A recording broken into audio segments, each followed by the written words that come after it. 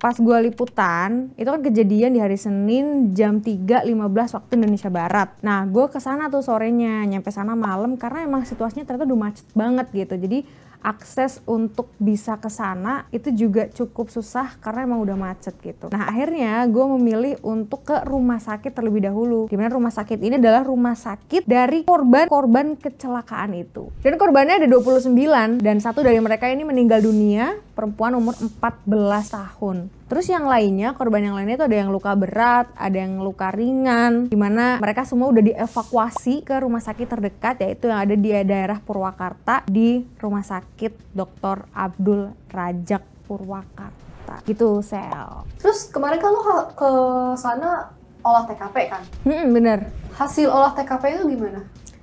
Olah TKP itu kalau menurut dari polisi harus nunggu 1-2 minggu ke depan. Karena polisi tuh bilang kalau olah TKP ini adalah langkah awal untuk bisa tahu sebenarnya penyebabnya apa sih? Kok bisa sampai kecelakaan kayak gini gitu. Apalagi kecelakaan beruntun gitu ya. Dan lagi-lagi di Cipularang gitu. Dan lagi-lagi di KM 92 gitu. Nah, nanti setelah olah TKP akan ada tahap-tahap selanjutnya lagi untuk pemeriksaan. Misalnya, ini dari korban-korban yang selamat nih akan ditanyai sebagai saksi. Mereka akan ditanyai soal kronologi pada saat kecelakaan itu berlangsung. Kayak gimana kejadiannya dan segala macam. Nah, nanti setelah ditanyai atau tahap-tahap itu udah selesai dilakukan, akan ada tahap selanjutnya lagi gitu untuk juga tahu sebenarnya ini ada tersangkanya nggak atau pure emang kecelakaan gitu. Nah, saya waktu gue kesana nih, kalau gue boleh cerita, polisi itu kan lagi melakukan olah TKP. Jadi mereka tuh punya metode biar bisa tahu kan kejadian sebenarnya tuh kayak gimana. Nah, mereka tuh pakai metode TAA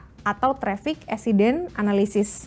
Jadi metodenya itu ya, gue ngelihat pertama polisi ini akan melihat dari pantauan udara dulu nih, dari drone dulu kan. Setelah itu ngelihat titik-titik di mana aja. Nah, setelah mereka tahu titik-titik di mana aja, mereka akan bikin tanda entah di aspalnya, entah di tembok barrier pembatas jalannya, atau pokoknya di tempat-tempat yang pada saat itu terjadi kecelakaan gitu. Nah, itu semuanya ada tandanya dan itu ditandai lagi sama polisi. Jadi nanti di tanda-tanda itu polisi akan taruh kamera. Nah, pas polisi taruh kamera, ini nanti akan menyerap dari satelit. Jadi gambarnya itu akan didapat dari satelit gitu. Terus nanti akan ada keluar animasi di mana itu nanti akan menggambarkan cerita proses dari kecelakaan pada saat itu. Nah, itu menarik juga sih. Jadi kita bisa lihat di mana sebenarnya pada saat kecelakaan ini di setiap titik, bahkan di setiap mobil ya 17 mobil itu keadaannya atau situasinya kayak gimana. Jadi kita ntar bisa lihat